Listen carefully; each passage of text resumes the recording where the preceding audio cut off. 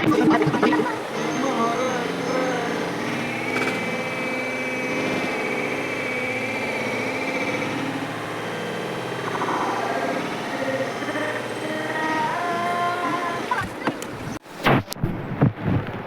या सिरीजची फॅन आहे, मी आजोबांची फॅन आहे. अरुण दादा सगळ्यात सिनियर माणूस, पण मला मी सगळ्यात ज्युनियर.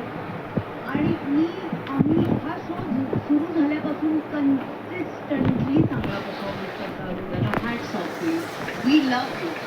आज पण तुम्ही एक जागा आउटस्टँडिंग काढल्या. आम्ही उधळून गेलो तुमचा परफॉर्मन्स पाहून.